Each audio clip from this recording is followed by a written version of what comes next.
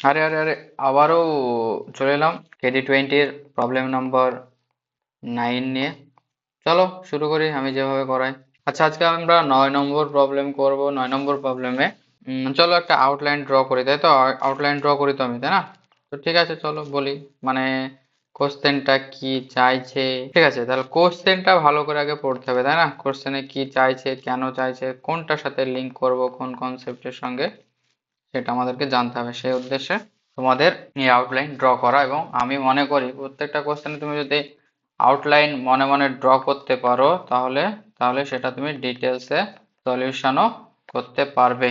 আশা করি বোঝাতে পেরেছি কেন বললাম।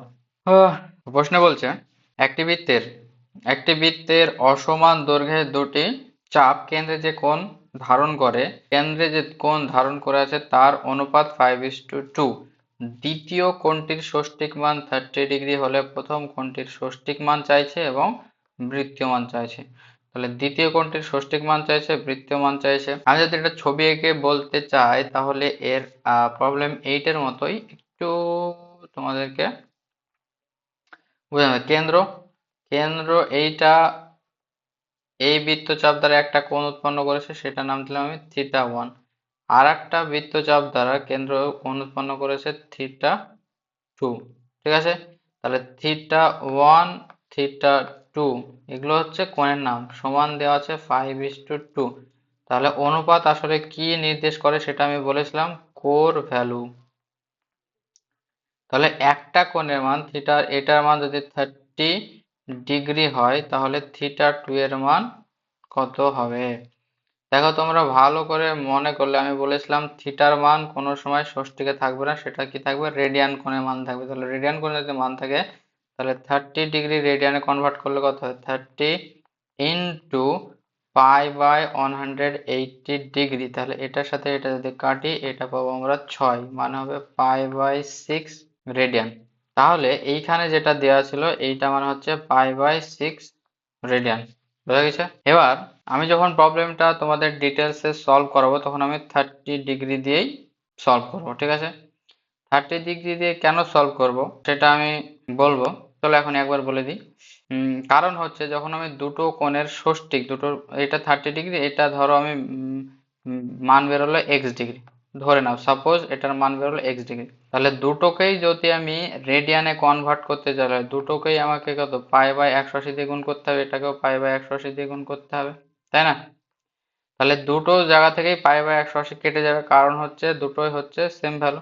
তাহলে এটা কি পড়ে থাকবে? 30:x পড়ে থাকবে। সেই জন্য আমি যখন ডিটেলসে সলভ করাবো, তখন এইটাকে আমি ষষ্ঠীকে কনভার্ট করব না। তাহলে সলিউশন ধরি, কি ধরবো?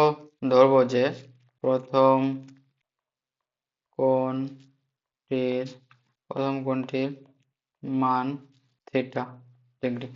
ওকে, তাহলে প্রশ্ন অনুসারে কি থিটা, এটা আমার θ1 ধরলাম যেহেতু প্রথম কোণ বলেছে। θ1/30 ডিগ্রি ইজ ইকুয়ালস টু 5/2। অনেকে আবার এটা বুঝতে পারে না যে 5:2 ইজ ইকুয়ালস টু 5/2, একই জিনিস।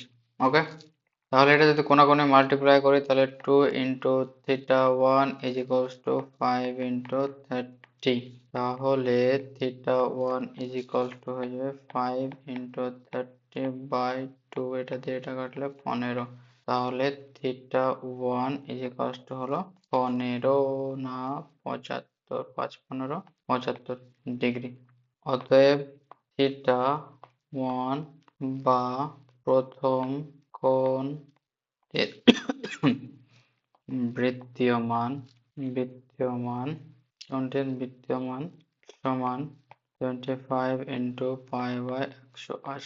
কাটাকাটি করলে 15, এখানে পাবো 36, এখানে প্রথমে প্রথমে কাটলাম আমি 5 দিয়ে, ঠিক আছে? তারপরে আমি কাটছি 3 দিয়ে, তাহলে 3×5=15, আর হচ্ছে 12, 3×12=36, তাহলে 5π/9 radian. This is complete answer. Thank you for watching this. এই রিলেটেড ভিডিওটা তোমরা অবশ্যই দেখতে চাইলে দেখে নিতে পারো।